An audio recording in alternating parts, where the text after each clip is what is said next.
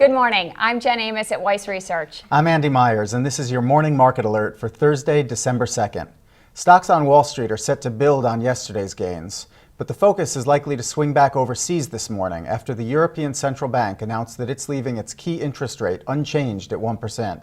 Any real news may come from ECB President Jean-Claude Trichet, who's holding a press conference to discuss his strategy for tackling Europe's sovereign debt problems. Trichet said the central bank will continue its purchase of government bonds, especially in weaker countries such as Portugal, Spain, and Italy. Stocks across Europe are broadly higher, and the major Asian indexes posted solid gains overnight. Tokyo's Nikkei 225 jumped nearly 2% to its highest level in 5 months. Here in the U.S., investors are reacting to some news on the labor market. 436,000 Americans filed for first-time unemployment benefits last week, a jump of 26,000 from the previous week. The news comes ahead of tomorrow's closely watched government jobs report.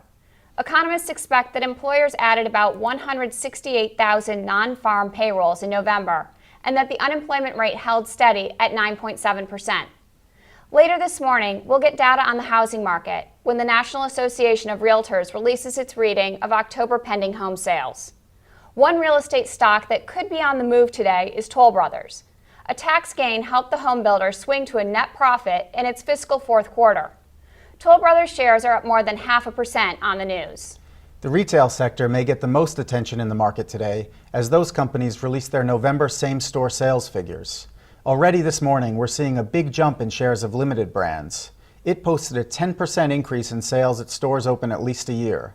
Another big winner was Abercrombie & Fitch. Its same-store sales soared 22%.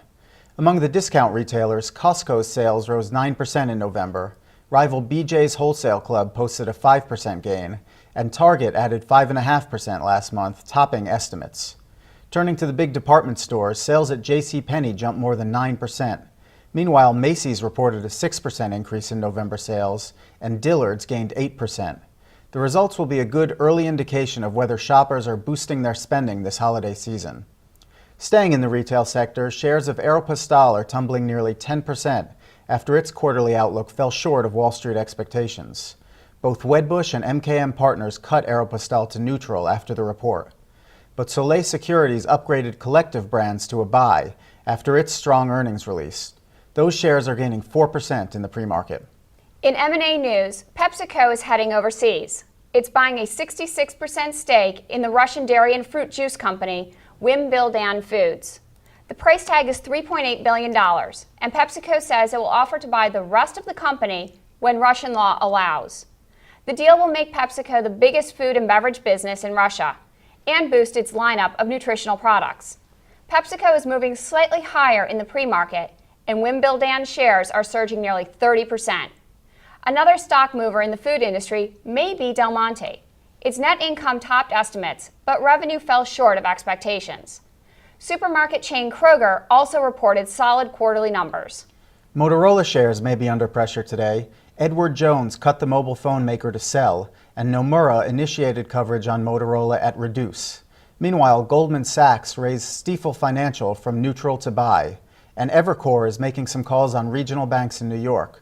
Dime Community Bank, Hudson City Bank Corp., and Astoria Financial all got new equal weight ratings, while New York Community Bank earned an overweight. Finally, more investment banks are issuing their forecast for stock market performance in 2011. Bank of America Merrill Lynch boosted its 12-month target for the S&P 500 to 1,400.